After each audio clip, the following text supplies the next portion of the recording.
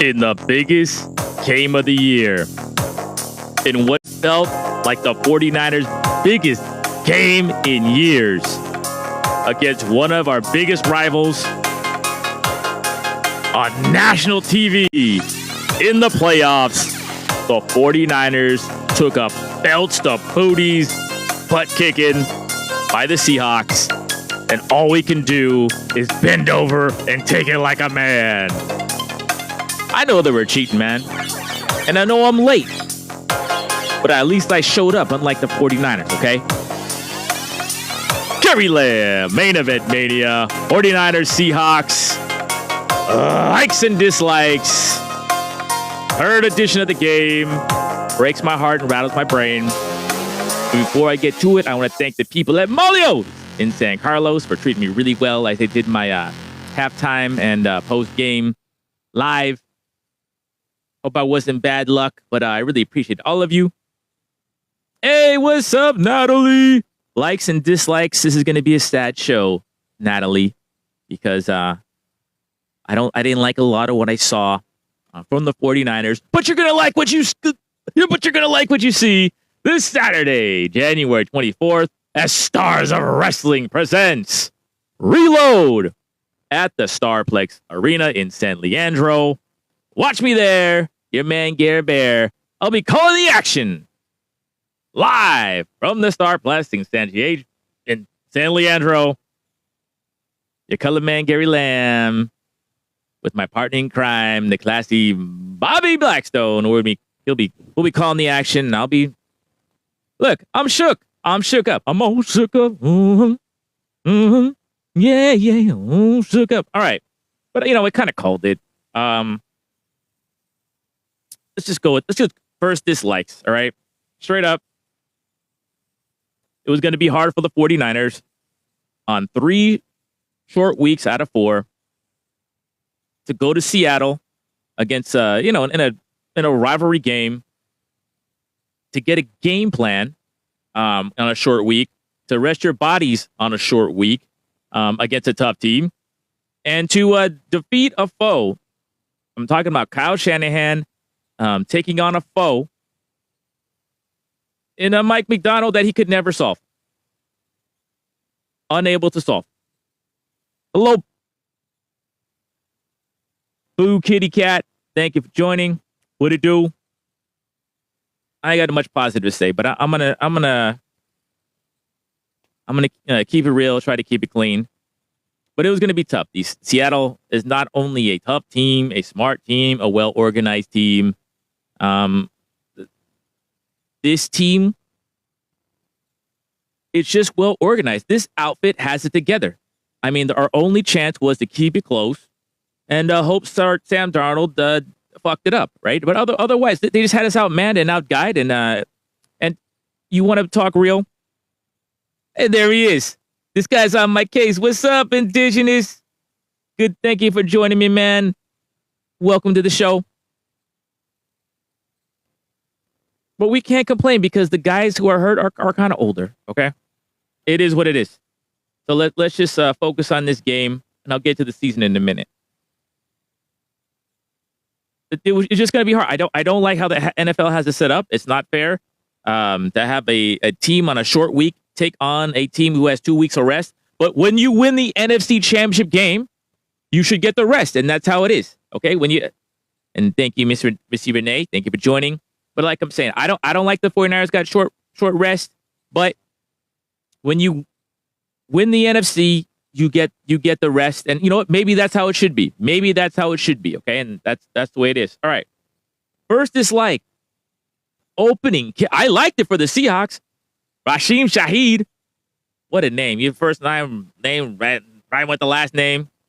I'm not even going to say the joke I said in Malio. I'm just going to let it go. But good on them. They had something going. They only had one returner going. They had something going in the return game all night. But a big dislike. The 49ers weren't ready on our own special teams. And we drafted a guy in the 7th round. He was no good. We got beat on special teams. There was a big emphasis. We got a bunch of linebackers on the team that only play special teams. and we were depleted linebacker. So there was no purpose. Okay. And where the hell's Nick Martin been all year? Like, how bad is the concussion? Is he okay? Do we send him cards? What the hell's going on? I didn't like that. We just got to beat on special teams, right? Why didn't we get Raheem Shaheed? At no time did I feel the 49ers were capable of returning a kick against Seattle. And I thought Raheem Shaheed was going to take it back every time. That didn't feel good at all. That's a dislike. All right, let me get to a like. And I'm going to admit I was wrong in this situation. I said if the 49ers pass blocked for Brock Purdy, I thought the 49ers could win the game. And they did a pretty good job. They did a pretty good job in pass blocking. I like that. We may be stuck with this offensive line for the next few years. Spencer Burford's a free agent. We might have to sign him back at some big bucks, right? Because I don't. We have so many other needs. We need every linebacker. We have so many other needs. We might be stuck with this offensive line. Before I get to Brock, I'm going to go to my biggest dislike about this offensive line. This play I hate. It was a fourth and short. McCaffrey gets the first down on the pass, and that was to play the controversial timeout. It was a timeout. The timeout was called. I didn't like it. And first of all, dislike the play call. Pitch outside to your slow-ass fullback. Some kind of fullback option to the short side of the field. And he not only was a dumbass call, terrible-ass execution. Where he, what the hell's his name? Juszczyk, just a terrible lateral to McCaffrey. I mean, that could have been, I was hoping that was going to be like a halfback pass or something like that. It was a terrible call. Okay, either run a pass play. This is disliked in so many ways. Let me break it down. First of all, if that was a bullshit play you had, then you should have punted. Okay, they should have punted right there. I don't like that. The play call itself just was with a fullback. I don't know, option. Right? What the hell was that? And then and the execution was terrible. Right? And here's the biggest dislike. On a fourth and short, and yeah. The reason why they had that stupid play, and Jake Brendel, you're back on my fucking shit list. I'm sorry. You're back on my shit. Excuse me.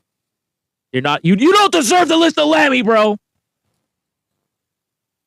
Because you don't believe, because Kyle Shanahan, as much as he says Jake Brendel's a hell of a ball player, you don't believe in him. When you got are one of the rare teams, a handful of teams, if that many, have a fullback. I know George Kittle's out, but you in free agency picked up a blocking tight end. If you can't run up the middle on fourth and short, you don't got the personnel, and I dislike that. You're lying to us about Jake Brendel, and that we just don't. The offensive line outside of Trent Williams, who's old, and God bless you, I love you, and injured. And hello, Alec. We don't have a weapon on that offensive line. We don't have a guy when it's fourth and short. Everything's gone bad. We need to get behind you. Not one of these guys. Not one of our interior linemen. They're not bad. Even Brendel has things, his strengths, right? Like getting to the outside. But there is not one weapon on that offensive line, especially the interiors, what I'm talking about. We're going behind you. We're gonna get it. We're gonna run behind Juice and our blocking tight end and our and get McCaffrey in for the yards. Because we don't have no brute force weapons anywhere on the interior line. And we should have fucking ran left. If you're gonna do that stupid ass play, run left behind run some kind of power behind Trent Williams. What the fuck was that? That was it. That was the game. And you know what? Even that being said, when the 49ers, that being said, that was a game. But when the 49ers scored their first points, you could see Seattle. We were in their heads, man. But, Seattle's a front-running team, and they ran away with the game. Next dislike. Ruben Pena, you're going to hear likes and dislikes. You're going to hear a lot of dislikes. 175 yards on the damn ground. Can't stop the run for shit. And it's not just his game. It's that Seattle stayed running the football. And it's not just missing Fred Warner. G. Winters will make a good play, but he's nowhere the fuck to be. We drafted Martin, a day 2 pick. Where is he? Where is that guy? Where is that guy? All right. The hell's going on out there? We're in trouble at linebacker. I mean, Kendricks did good off the street, but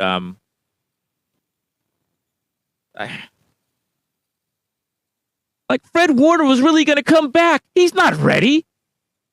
Maybe it's a blessing that he didn't jack up his ankle even more. He played last year on a fractured ankle. That's probably why he was susceptible this time. Okay, that's what's going on. Nora, thank you for joining.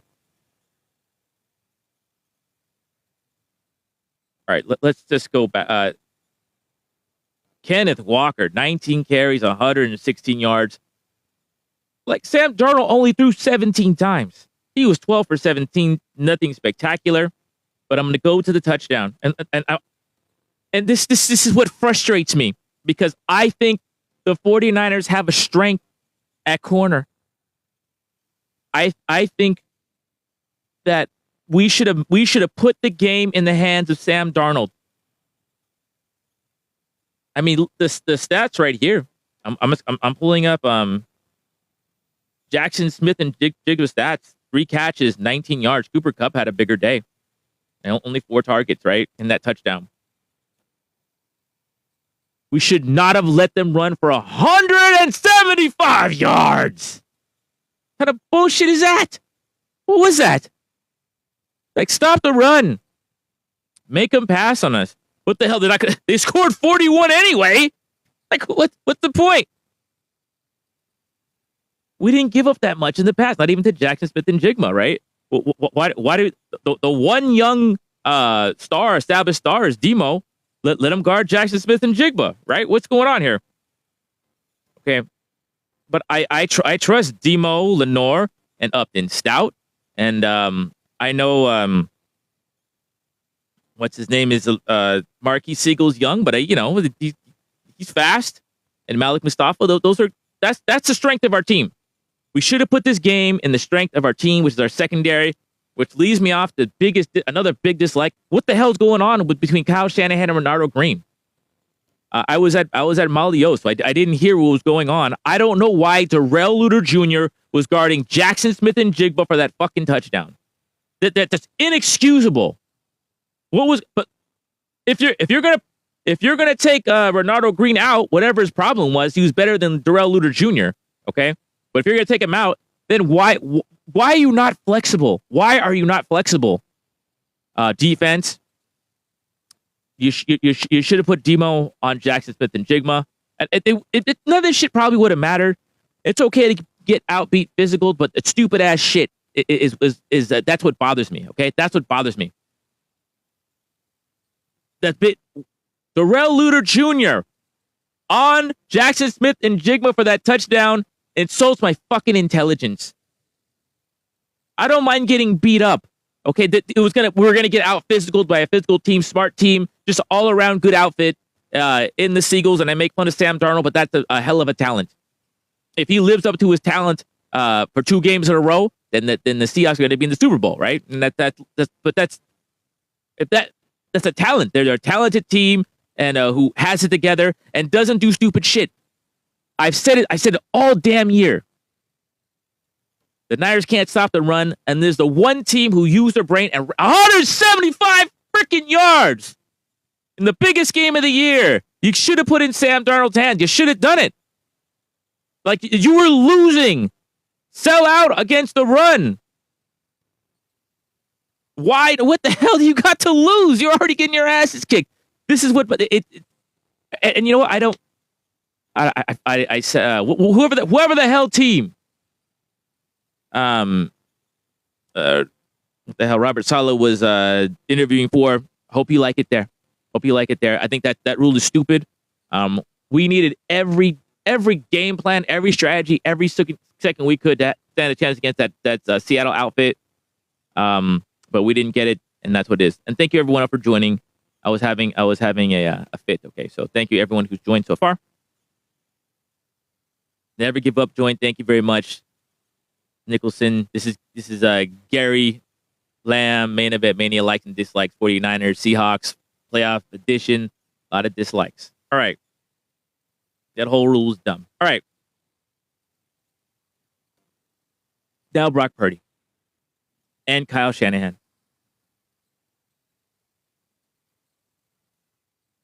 Brock Purdy, I love your heart. I love that you could move. You led the team in rushing. What do you get? Brock Purdy, 5 carries, 37 yards. You were moving on, I don't know, running miles and miles behind the line of scrimmage. I like your heart. But you got to fucking game manage. Like, to be elite, you got to do what you got to do. And I said it before. If you got to run the Mac Jones 40 pass offense, 40 short passes, do it, because that's what they were giving up. In the biggest game of the year, you know your number one receiver is Christian McCaffrey, and they're going to stop the run. And actually, the 49ers actually ran for 108 yards on the ground. They stuffed Christian, but that was to be expected, right? You knew going into the game that the 49ers, that the Seahawks, they're going to give you the short stuff. Okay? And you got one of the best, if not the best, receiving running back in the whole league, and everybody's hurt. Only 6 targets for Christian McCaffrey. What the hell is that? And I'm a credit to Seahawks. I don't like it. I hate that your game plan is spot on for the 49ers. Everyone has the wrong scouting report on Brock. They say they don't know he could run. But what the Seahawks did, they did what the Eagles did against Patrick Mahomes in the Super Bowl. They contained Brock in the pocket, made him stay there. They disguised their coverage, so we couldn't read it early. But they made him settle for the short passes, and he wouldn't do it. They know Brock is not a game manager. They know he wants to go deep. But to be elite, you got to take what the defense gives you. And there's no way in a game like that. Jake Tundras had, first of all, when Jake Tundras goes down and you think your whole team's going to fall apart, that's when you know you're in trouble. You were in trouble before it started. It was over. And thank you, Jake Tundras, man. I really dislike that you got hurt because you really showed up for us big time. Okay? Thank you, bro. I love you, man. But 6 targets for Christian McCaffrey when that's the guy we should be targeting, and the short game was open, and we got Kyle Juszczyk. How many Kyle Juszczyk, only 1 target. Your strength is receiving running backs. They are giving us the short passing game. And that 7 targets between Juszczyk and McCaffrey, I don't mind we got our ass kicked. It happens. But damn it, don't be stupid. And that's Brock's scouting report. He wants to go deep. He won't take the short passes. He runs around. Sometimes he makes great plays. Bro, we don't need that all the time. One day, you're not going to be able to do that. Or if you keep doing that, you're going to run into the fucking wrong person, and it'll be over for you. You are a good quarterback. And this is on Kyle Shanahan, too. This is the 3rd time we played him. We should know what to do. You have it in your agenda. Run the fucking Mac Jones offense. 40 passes, 40 short passes to your best receiver. There was nobody there. We're relying on Jake Tundras and Ricky Pearsall, who's not even playable. I don't even want to get to the free agents. I'm going to say not one of these damn free agents is a priority, right?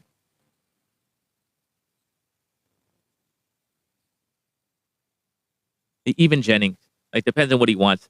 If Jennings wants to be here, and I love Jawan Jennings as a dude, I love him, what he stands for. I like how hard he plays. Got no fucking speed. All right? You got no speed. And Ricky Pearsall, you can't stay healthy. And this is not all Brock's fault. But they were giving you your best player. They were giving you Christian McCaffrey. You got to take it. And I know Kyle has in his offense. That's between Kyle Shanahan and Christian McCaffrey to get it together. And I'm pissed. Like,